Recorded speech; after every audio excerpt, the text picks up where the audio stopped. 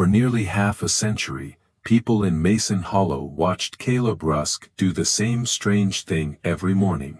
He walked the fence lines with a rusted coffee can in one hand, a carpenter's pencil in the other, and a little bundle of colored stakes tucked under his arm. At the low spots, he dropped a white pebble into the can. At the cracked places, he pushed a red stake into the ground. And when the soil smelled sour after rain, he opened a small canvas book and wrote down the date. To everyone else, it looked like madness. A grown man keeping score against dirt.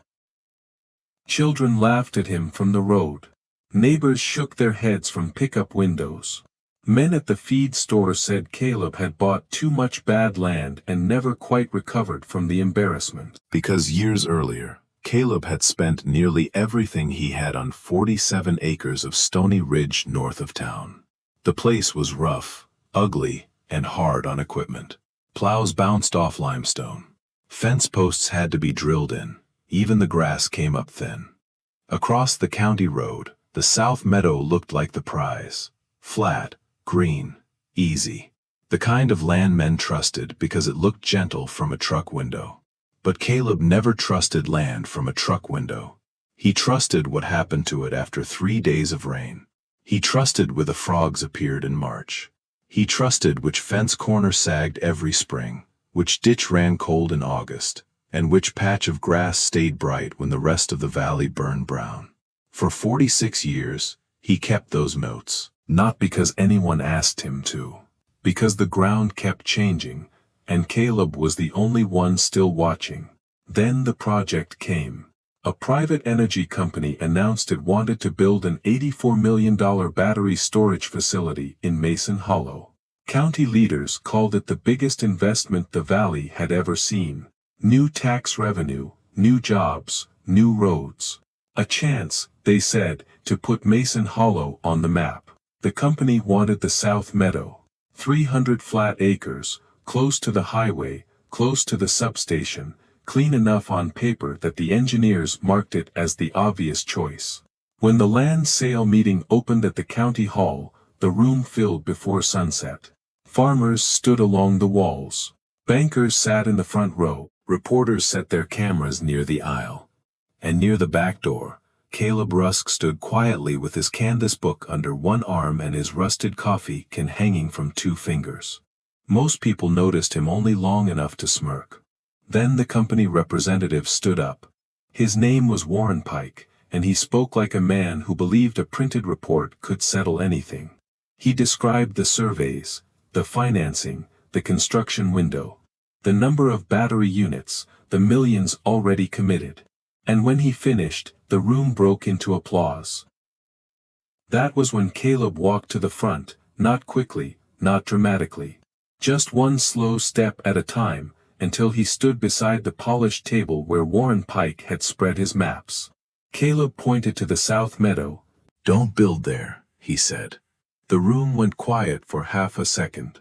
Then somebody laughed. Caleb did not turn around. He tapped the map again. "That land lies," he said. "It looks flat because it has been sinking evenly." Warren Pike leaned back in his chair. He looked at Caleb's worn coat, his mud-stained boots, the coffee can in his hand. Then he smiled. "Mr. Rusk," he said, "we have paid professionals to tell us what the land can hold." A few men in the front row chuckled. Caleb opened the canvas book. Inside were dates, rainfall marks, ditch depths, hand-drawn lines, little numbers written beside places no county map had ever bothered to name. He told them about the old creek channel under the South Meadow, about the clay pan that trapped water, about the spring line that moved after hard winters, about the 6-inch drop at Miller's Fence after the flood of 1989, about the place where a hay wagon sank to its axles in a dry-looking field after only 2 inches of rain. Warren Pike listened for less than a minute. Then he closed the company folder with 2 fingers. "You're asking us to walk away from flat construction land," he said, "and build on your pile of rocks." The laughter came louder this time. Caleb looked toward the north ridge through the hall window. Those rocks are the reason it will stand." Warren Pike shook his head. "That ridge would cost a fortune to grade." Caleb answered quietly. "Cheaper than building twice." Nobody clapped for him. Nobody backed him. A county commissioner asked him to sit down. Warren Pike thanked him in the tone people use when they want an old man to stop talking. Caleb closed his book, picked up his coffee can, and walked toward the door. Before he stepped outside, he turned once. "If you pour concrete in that meadow," he said, "make sure your insurance man likes mud." The next week, Warren Pike ordered more testing, not because he believed Caleb, because a room full of people had heard the warning, and he wanted a clean paper trail. So the company hired a regional engineering firm. They drilled borings. They ran ground-penetrating radar. They measured soil resistance. They stamped reports with seals Caleb could not read without his glasses. 18 test points across the South Meadow. Every one of them came back acceptable. The land was approved. The project moved forward. And to the county, that settled it. Steel gates went up in April. Gravel trucks arrived before sunrise. Scrapers peeled away the topsoil. Concrete forms appeared where cattle had grazed the year before. At night, work lights glowed over the meadow like a second town. People drove by slowly just to look. Restaurants filled with crews. The hardware store sold out of work gloves twice in 1 week. For the first time in years, Mason Hollow felt rich with expectation. Caleb kept walking. Every morning, before the construction crews arrived, he stood at the fence with his coffee can. Some days he only watched the water in the ditches. Some days he measured the hairline cracks opening near the temporary road. 3 times he tried to speak to Warren Pike. The first time, Pike waved him away.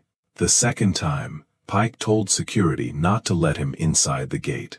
The third time, Caleb handed a young engineer 3 pages from his canvas book.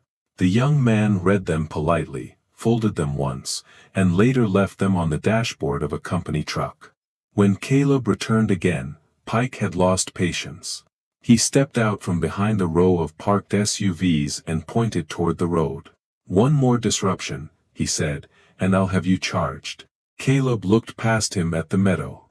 A loader was crossing a place he had marked red in his book 28 years earlier. The ground under its rear tire flexed like wet bread. Caleb said, "You're already being charged. You just don't know the bill yet." That afternoon the sheriff came, not with handcuffs at first, just embarrassment, a quiet request, a warning that the company had permits, lawyers and work to do. But Caleb would not leave the fence line. So the sheriff put a hand on his elbow and walked him to the cruiser while laborers watched from behind safety vests and hard hats. No one cheered. No one stopped it. Most of them were relieved that the strange old farmer was finally gone. By late summer the foundations were poured. By early fall the first steel frames were up. The company scheduled a topping out ceremony for the first Friday in October. Local officials prepared speeches. Investors flew in from Chicago. A banner went across the gate. Mason Hollow Energy Storage Facility. Building the future. The storm arrived before dawn. It was not the worst storm the county had ever seen. That was the first thing people said later. Not the worst. Not even close. 4.5 inches by breakfast. Heavy, yes. But Mason Hollow had seen worse. The problem was not the rain above the ground. It was the water that had already been waiting underneath it. By 7:30, the temporary road near the west gate split open. At 8:10, a line of stacked conduit slid sideways into a new depression. At 8:40, a crane pad tilted 2 degrees, then 5, then far enough that the operator climbed down shaking. And at 9:02, the center of the South Meadow gave way. The damage did not look like a normal construction accident. It looked like the land had opened a mouth. Gravel disappeared. Concrete cracked in long, crooked lines. 2 battery unit pads dropped nearly 16 inches on one corner. A loaded dump truck sank to the frame before anyone could get a chain on it. Men ran, radios screamed. Warren Pike stood in the rain with his helmet in both hands, staring at a field his experts had called safe. The ceremony was cancelled before the first guest reached the gate. By noon, the investors were no longer asking when work would restart, they were asking who had missed the danger. By evening, everyone in Mason Hollow remembered the old man with the coffee can and his canvas book. The sheriff found Caleb at the county station, sitting on a wooden bench beneath a broken wall clock. He had been held overnight on a disturbance charge. When Warren Pike arrived, he did not come in with lawyers. He came in wet, pale, and quiet. For the first time since the project began, he had nothing printed in his hand. Caleb looked up. Pike removed his hat. "Mr. Rusk," he said, "we need your help." Caleb stood slowly. He did not smile. He did not make Pike beg. He only asked for his coffee can. When they reached the site, the rain had thinned to mist. The South Meadow looked ruined. Not completely destroyed, but wounded in a way no spreadsheet could soften. Engineers gathered around Caleb, as if age had suddenly become a credential. He walked the damaged road first, then the crane pad, then the broken concrete. At the deepest crack, he knelt and pushed 2 fingers into the exposed soil. He rubbed it until the clay streaked his thumb. "This isn't a hole," he said. "It's a memory." No one understood. So Caleb opened the canvas book. He showed them how the old creek had once cut across the meadow before it was straightened by farmers 2 generations back. He showed them where water collected beneath the clay cap after long rains. He showed them the fence posts that had leaned in the same direction every wet spring. He showed them dates when the meadow had sunk a little, recovered a little, and hidden the damage beneath new grass. The engineers listened differently this time. They saw that Caleb's notes were not superstition, they were a 46-year survey taken one storm at a time. Warren Pike asked why their equipment had missed it. Caleb looked at the drilling map. 18 holes, he said. All in a dry month. Most too shallow to catch the moving layer. He tapped the South Meadow. "You tested the land on its best behavior." Then he pointed to the North Ridge. That place never needed to behave. It was already honest. The room of experts went silent. Because now the ugly ridge made sense. The limestone that ruined plows could hold weight. The stones that made farming difficult meant the foundation was close. The thin grass, the hard drilling, the high ground, the stubborn dryness that neighbors had mocked for decades, all of it pointed to the same conclusion. Caleb had not bought worthless land. He had bought the only land in Mason Hollow that did not pretend. By the next week, independent geologists confirmed what Caleb had shown them. The South Meadow was unstable across multiple zones after saturation. Repairing the site would cost more than relocating. Insurance would not cover delays caused by ignored warning records. The company had a choice. Spend years fighting the ground, or move uphill. Warren Pike made the call no one expected him to make. He recommended buying Caleb Rusk's Stony Ridge, not as a favor, as the safest engineering decision left. The board resisted. Investors complained. County officials worried the project would collapse under the delay. But the numbers had changed. On paper, the ridge still looked expensive. In the ground, it looked cheap. Caleb did not name a foolish price. That surprised people too. He asked for the land to be leased, not sold. A long lease. Enough to protect his family. Enough to keep the ridge in the Rusk name. And one condition the lawyers had never seen in a project contract before. His canvas books would stay on site, not in a display case. In the engineering office, where people making decisions could read them. Construction restarted on the North Ridge in spring. It was hard work. Rock hammers ran for weeks, crews broke tools. Trucks climbed slow, but the ground held. When rain came, water ran off the ridge instead of hiding beneath it. When the first concrete pads cured, not one corner shifted. When the battery units arrived, the cranes stood level. And the men who had once laughed at Caleb now asked him where to place drainage before they dug. He answered with page numbers. Page 112 for the spring line. Page 207 for the frost heave. Page 319 for the storm that made the lower road fail. The canvas book became more valuable than the glossy report. Not because it looked official, because it had survived being true. By winter, the first phase came online. The facility did what the company had promised the county it would do. It stored power. It created jobs. It paid taxes. But inside the administration building, near the engineering office, there was a small room with rough wooden shelves. On those shelves sat Caleb's canvas books, his colored stakes, and the rusted coffee can people had laughed at for years. The plaque on the door did not call him a visionary. Caleb hated that word. It said something simpler. The rust-ground records. Warren Pike came to the opening without a speech. He found Caleb standing outside, looking down from the ridge at the south meadow below. The field had gone green again.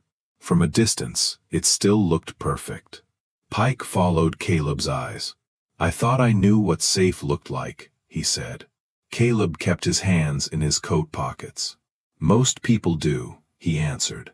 After a while, Pike said, "I should have listened." Caleb looked at the meadow, then at the ridge under their boots. "You listen to paper," he said. "Paper is useful." Then he pressed one boot against the stone. "But the ground keeps longer records." Years later, when new engineers came to Mason Hollow, they were told to read the Rusk ground records before touching a survey map. Not because technology was useless, not because old men are always right, but because a machine can measure a moment, and Caleb had measured a lifetime. The company had bought the map. Caleb had kept the ground.